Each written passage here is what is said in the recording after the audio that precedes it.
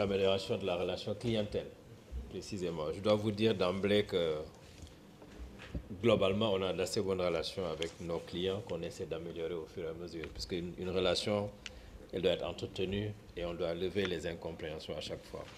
Je pense que ce que nous devons faire, c'est peut-être de faire mieux ce que nous faisons déjà assez bien en améliorant les canaux de communication. Améliorer les canaux de communication voudrait dire que l'association professionnelle des banques va essayer de se rapprocher des associations de consuméristes pour mieux échanger avec eux. Parce que je dois dire que c'est un dispositif qui vient se superposer à la relation de confiance et qui est confidentielle entre la banque et son client. Le fondement, c'est la relation qu'il noue avec nos clients. Et cette relation, elle est assez huilée parce qu'elle est faite d'opérations avec des relevés de compte, avec des avis, avec des entretiens qui peuvent se passer. Mais là, il peut arriver à un moment ou à un autre qu'il y ait une rupture dans cette relation, qu'il y ait une incompréhension, que le client sente la nécessité d'impliquer une association. Ça signifie tout simplement que la meilleure façon de l'améliorer, c'est à double niveau, c'est d'améliorer la communication qu'on a avec le client au quotidien et globalement d'améliorer la relation institutionnelle entre la banque et les associations pour qu'à chaque fois qu'il y a de grosses réformes qui nécessitent qu'on puisse communiquer, qu'on puisse rassembler les associations de consommateurs, qu'on puisse leur donner une communication de place de manière à ce qu'ils soient un relais.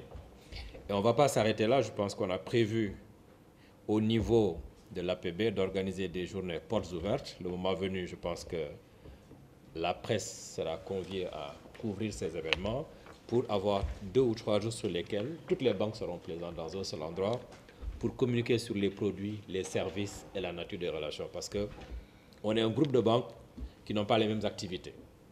Il y a des banques orientées plus vers l'entreprise que vers les particuliers, d'autres orientées plus vers les particuliers que vers l'entreprise, d'autres qui ont une présence spatiale au Sénégal plus élargie que le reste, d'autres qui sont des banques d'affaires. Donc je pense qu'il y a plusieurs types de banques.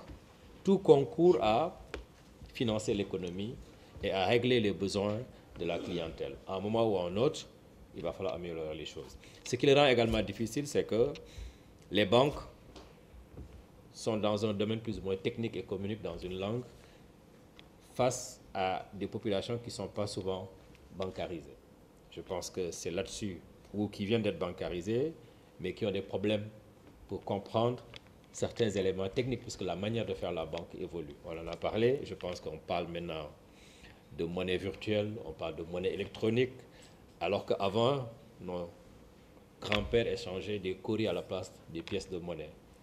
Le directeur national en a parlé tout à l'heure, on gère énormément de problèmes de monnaie, mais l'objectif, c'est également d'amener les populations à être bancarisées, à échanger et à limiter l'usage à la monnaie physique, puisque le coût de l'argent elle est difficile à garder. Je pense que l'engagement que l'APB peut prendre, c'est vraiment de voir comment améliorer la communication. Parce qu'en général, quand ça sort et qu'on en parle, il y a un échec quelque part. Mais j'ai l'habitude de dire également que notre métier fait que même s'il y a une complainte et qu'elle est annoncée, il ne faut pas donner l'explication parce qu'elle est confidentielle, parce qu'elle concerne un client. Donc c'est plus facile de dire les banques ont fait ceci ou ont fait cela. On ne peut pas en face dire voilà ce qui s'est passé avec tel client, voilà ce qui s'est passé avec tel client parce que ça relève de la relation confidentielle qui nous lie à notre client. Par contre, on peut améliorer la communication globale et l'éducation financière. On peut demander également à nos équipes d'être un peu plus attentives parce qu'il y a un renouvellement générationnel dans les banques. Vous avez des jeunes qui arrivent dans le métier, qui ne sont pas aussi outillés, aussi expérimentés que les anciens. Vous avez des jeunes également qui arrivent dans le marché de l'emploi qui ne sont pas aussi patients que les anciens, donc vous avez parfois des chocs générationnels. Comme dans la banque, vous pouvez avoir des conflits de génération entre plusieurs types de banquiers. Donc ça existe dans tous les métiers, ça existe dans vos professions, ça existe dans nos professions également, mais tout reposera sur l'amélioration de la communication. Je regarde toujours l'évolution et je salue l'évolution et je regarde comment l'améliorer. Je pense que les chiffres que vous avez, si on y intègre tous les types de transactions, le taux de banque s'est amélioré. Vous avez le taux de bancarisation qui concerne les banques, vous avez les actions de microfinance, vous avez la monnaie électronique. Il y a quelques années, on n'était même pas à moins de 10%. Maintenant, il faut également que vous nous aidez à éduquer nos compatriotes pour leur demander d'arrêter de thésauriser de la monnaie, d'ouvrir des comptes bancaires. À chaque fois que vous avez On ne le souhaite pas. Il y a quelques années, sur les allées Papagay-Fall, il y a eu un incendie. Les vendeurs de pneus, certains ont perdu des centaines de millions gardés à l'intérieur des pneus.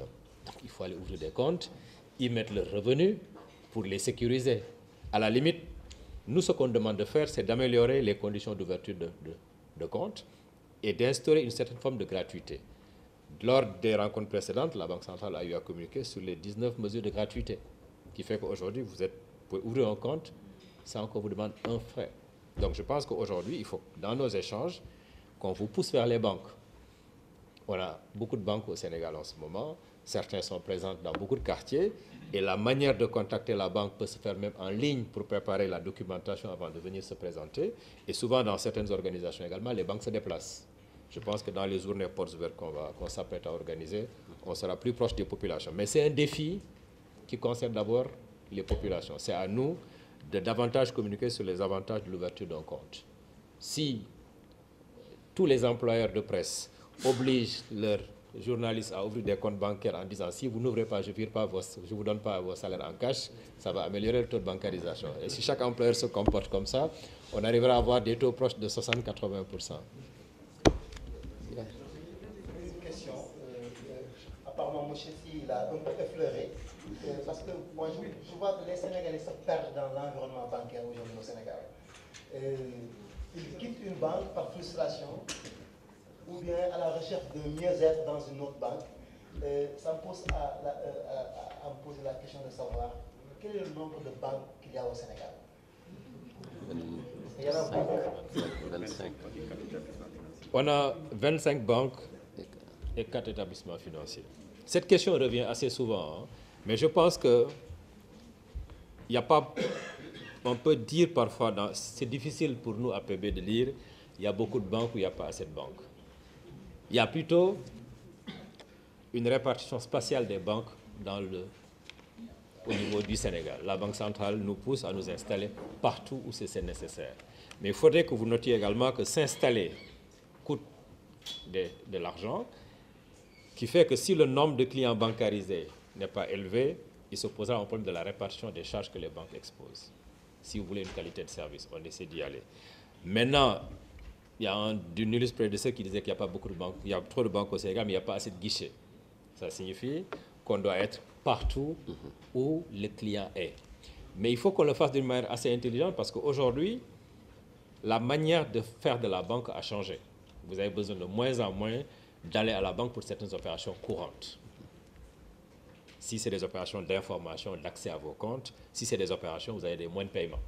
Plus ils sont utilisés, plus les banques pourront baisser les coûts puisqu'on va exposer moins de charges. Je pense que ça entre dans les efforts qu'on doit faire pour l'éducation d'abord financière, la capacité des banques à s'adapter à l'environnement, la capacité des banques également à prendre les clients en amont. Moi, je me rappelle quand on était plus jeune, quand on travaillait bien à l'école, c'est un livret de la poste qu'on nous donnait pour notre épargne.